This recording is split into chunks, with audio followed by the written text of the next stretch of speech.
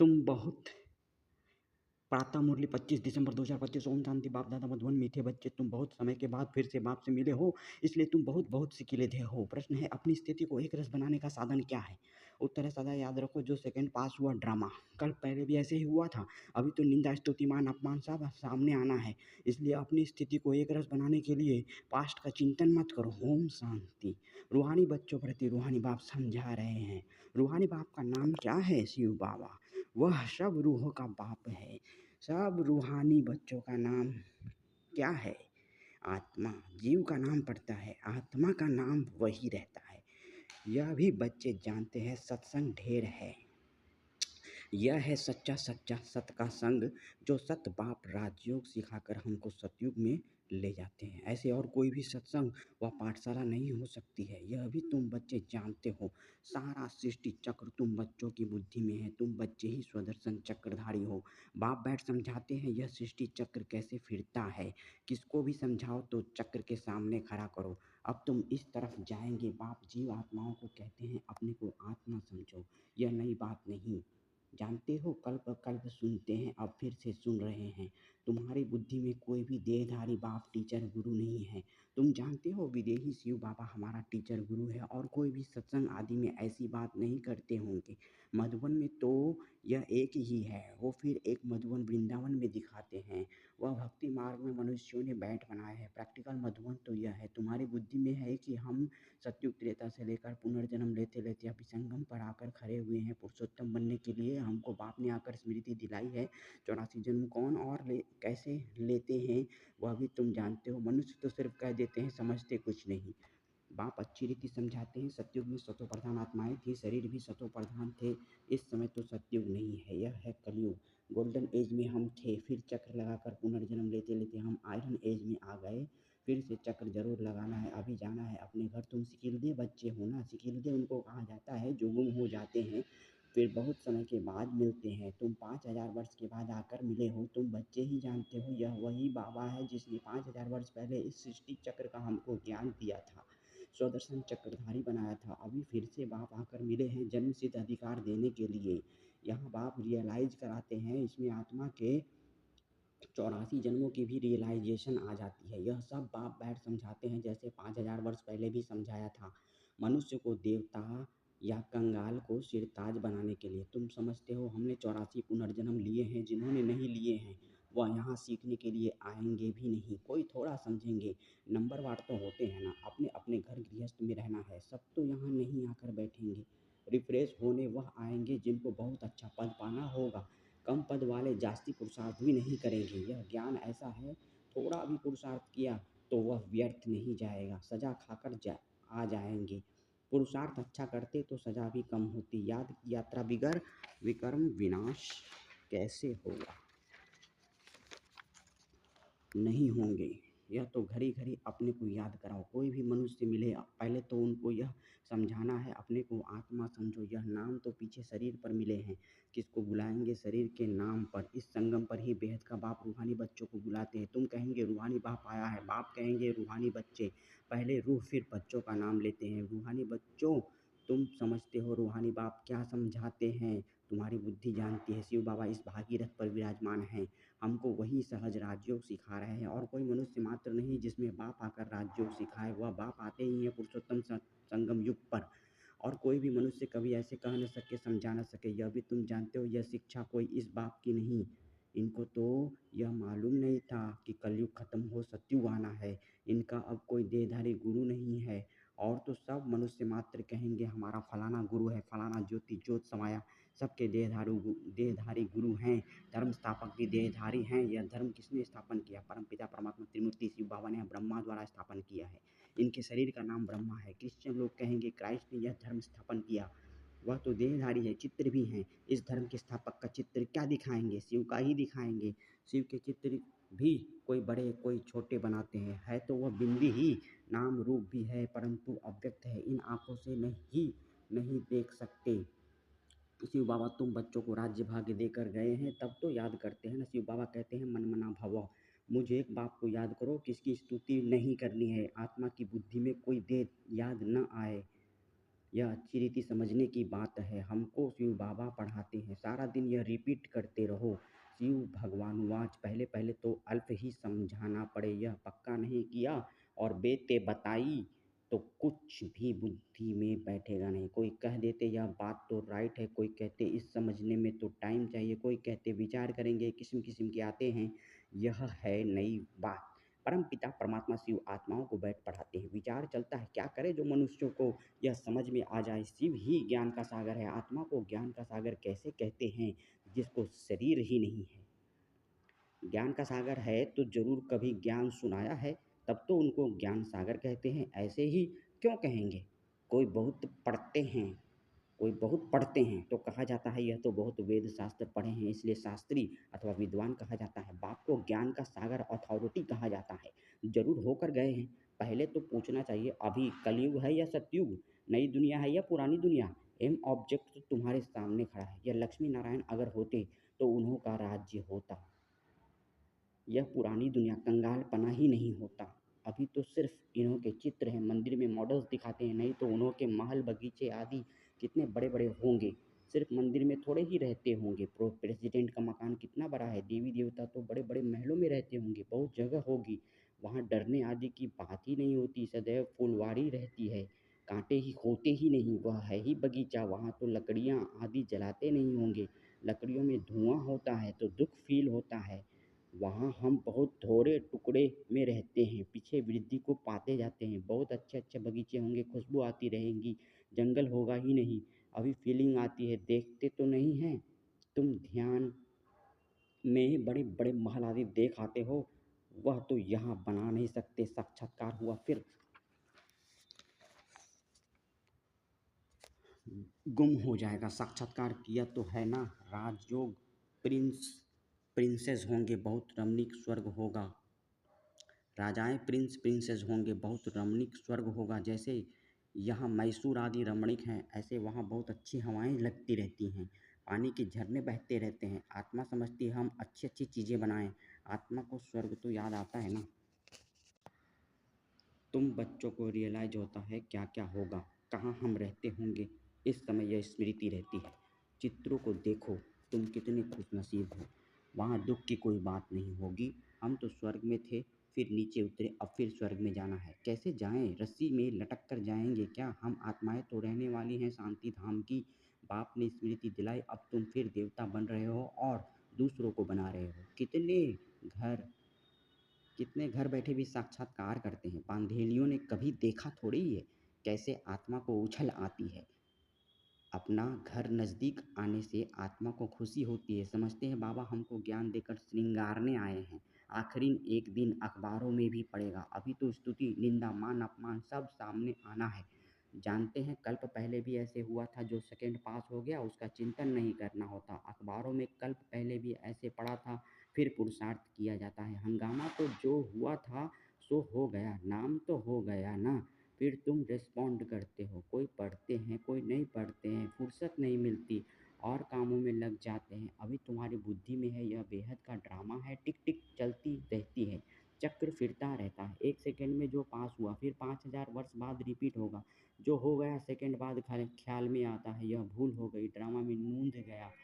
कल्प पहले भी ऐसे ही भूल हुई थी, पास्ट हो गई, अब फिर आगे के लिए नहीं करेंगे। पुरुषार्थ करते रहते हैं, तुमको समझाया जाता है घड़ी घड़ी यह भूल अच्छी नहीं है, यह कर्म अच्छा नहीं है, दिल खाती होगी, हमसे यह खराब काम हुआ। बाप समझानी देते हैं ऐसे नहीं करो, किसको दुख होगा। मना की जाती है, बाप बतला देते हैं यह काम नहीं करना। बिगड़ पूछे चीज़ उठाया उसको चोरी कहा जाता है। ऐसे काम मत करो, कड़वा मत बोलो। आजकल दुनिया देखो कैसी है, कोई नौकर पर गुस्सा किया तो वह भी दुश्मनी करने लग पड़ते हैं। वहाँ तो शेर बकरी आपस में छिरखंड रहते हैं, लून पानी और छिरखंड। सतयुग में सब मनुष्य आत्माएं आपस में छिरखंड रहती हैं और इस रावण की दुनिया में सब मनुष्य लून पानी हैं। बाप बच्चा भी लून पानी। काम महाशत्रु है ना, काम कटारी चलाए, एक दो को दुख देते हैं। यह सारी दुनिया लून पानी है, सत्युगी दुनिया छिरखंड है। इन बातों से दुनिया क्या जाने। मनुष्य तो स्वर्ग को लाखों वर्ष कह देते हैं, तो कोई बात बुद्धि में आ न सके। जो देवताएं थे उन्हों को ही स्मृति में आता है। तुम जानते हो यह देवता सतयुग में थे, जिसने 84 जन्म लिए हैं वही फिर से आकर पढ़ेंगे और कांटों से फूल बनेंगे। यह बाप की एक ही यूनिवर्सिटी है, इनकी ब्रांचेस निकलती रहती हैं। खुदा जब आएगा तब उनके खिदमतकार बनेंगे, जिनके द्वारा खुद खुदा राजाई स्थापन करेंगे। तुम समझते हो हम खुदा के खिदमतगार हैं, वह जिस्मानी खिदमत करते हैं, यह रूहानी। बाबा हम आत्माओं को रूहानी सर्विस सिखला रहे हैं, क्योंकि रूह ही तमो प्रधान बन गई है। फिर बाबा सतो प्रधान बना रहे हैं। बाबा कहते हैं मामेकम याद करो तो विकर्म विनाश होंगे। यह योग अग्नि है, भारत का प्राचीन योग गाया हुआ है ना। आर्टिफिशियल योग तो बहुत हो गए हैं, इसलिए बाबा कहते हैं याद की यात्रा कहना ठीक है। शिव बाबा को याद करते करते तुम शिवपुरी में चले जाएंगे। वह है शिवपुरी, वह विष्णुपुरी, यह रावणपुरी।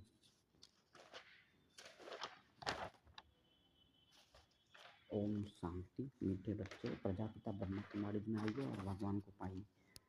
विष्णुपुरी के पीछे है रामपुरी। सूर्यवंशी के बाद चंद्रवंशी है, यह तो कॉमन बात है। आधा कल्प सतयुग त्रेता, आधा कल्प द्वापर कलयुग, अभी तुम संगम पर हो। यह भी सिर्फ तुम सब जानते हो। जो अच्छी रीति धारणा करते हैं वह दूसरे को भी समझाते हैं। हम पुरुषोत्तम संगम युग पर हैं। यह किसकी बुद्धि में याद रहे तो भी सारा ड्रामा बुद्धि में आ जाए, परंतु कलयुगी देह के संबंधी आदि याद आते रहते हैं। बाप कहते हैं तुमको याद करना है एक बाप को। सर्व का सदगति दाता राजयोग सिखलाने वाला एक ही है, इसलिए बाबा ने समझाया है। शिव बाबा की ही जयंती है।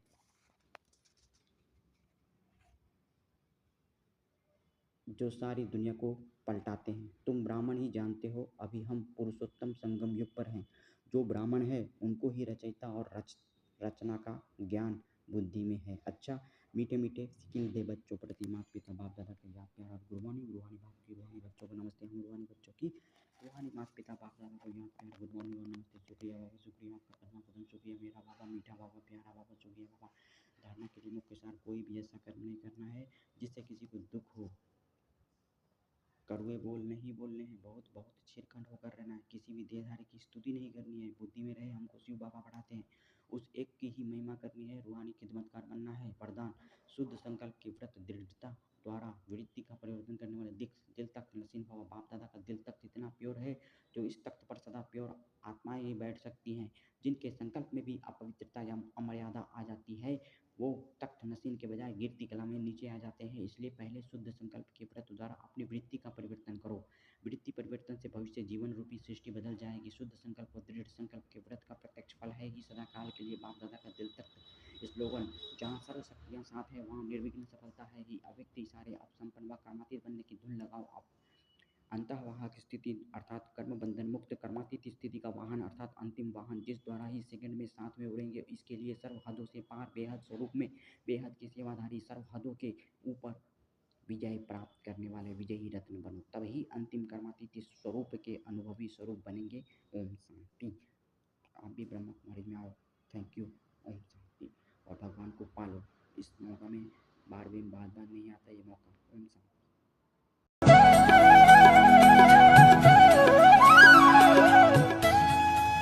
ब्रह्मा कुमारीज गुजरात जोन की हीरक जयंती महोत्सव, शांति अनुभूति दिव्य समारोह और वर्ल्ड मेडिटेशन डे का भव्य आयोजन सफलतापूर्वक संपन्न हुआ।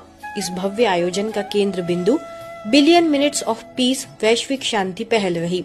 इस प्रोजेक्ट के तहत 24 अक्टूबर 2024 से 21 दिसंबर 2025 तक विश्व भर में 100 करोड़ मिनट शांति ध्यान के लिए समर्पित किए गए। गुजरात यूनिवर्सिटी मैदान में हजारों लोगों ने सामूहिक ध्यान कर इस पहल में महत्वपूर्ण योगदान दिया।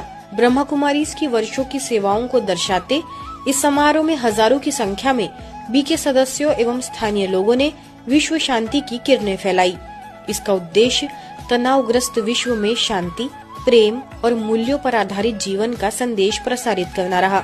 इस आध्यात्मिक आयोजन ने साबित किया कि सामूहिक संकल्प और ध्यान से विश्व में सकारात्मक बदलाव लाया जा सकता है। इस प्रोजेक्ट के तहत विश्व भर में 100 करोड़ मिनट शांति ध्यान के लिए समर्पित किए गए।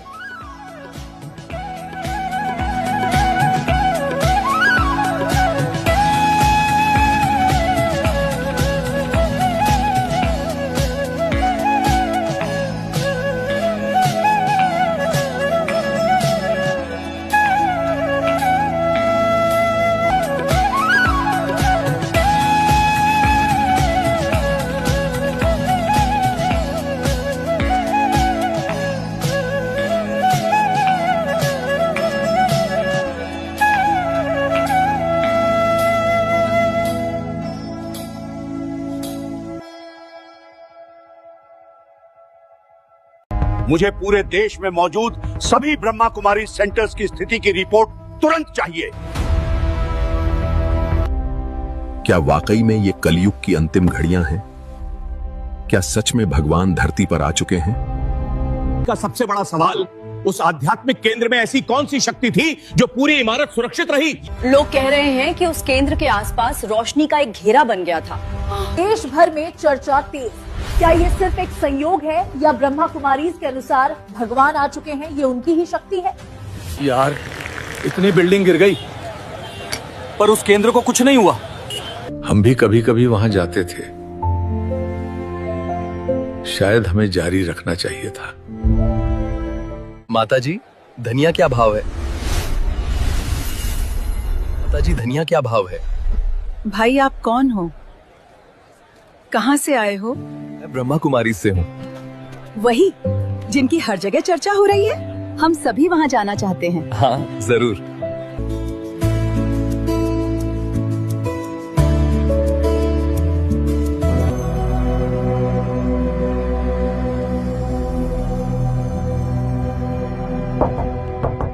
ओम शांति। ओम शांति। हमें आप में देवता का साक्षात्कार हुआ। अभी जो अनुभव हुआ उससे हमें समझ आ गया है कि यही सत्य ज्ञान है। हम सभी इस ज्ञान को समझना चाहते हैं, सुनना चाहते हैं, इसीलिए आपके पास आए हैं। आइए, अंदर आइए। दीदी, पूरे देश में आपके सेवा केंद्रों के चमत्कार चर्चा में हैं। भूकंप में भी सुरक्षित कैसे रहें? परमात्मा शिव की दिव्य शक्ति है। जब आत्मा ईश्वर स्मृति में आती है तो उसके चारों ओर सुरक्षा कवच बन जाता है। जी दीदी, कुछ स्थानों पर लोगों को साक्षात्कार हो रहे हैं बीके भाई बहनों से। जी हाँ, साक्षात्कार कराने वाला भी वही परमात्मा शिव है जो अपने बच्चों को प्रत्यक्ष कर रहा है।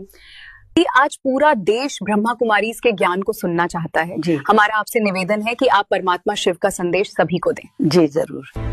यह युग परिवर्तन का समय चल रहा है, जहां स्वयं परमात्मा अवतरित होकर सत्य गीता ज्ञान सुना रहे हैं। आइए हम सभी इसे थोड़ा विस्तार में समझते हैं। अब देश की बागडोर ब्रह्म कुमारीज के हाथ में देने का समय आ गया है। जी सर। दीदी, मैंने कई बार यहां आकर ज्ञान सुना, समझा भी, पर आज इस विनाश के बीच मुझे अनुभव हो रहा है कि परम सत्य तो आ चुका था, बस हम पहचान नहीं पाए। और इसीलिए हम आपसे ये अनुरोध करने आए हैं कि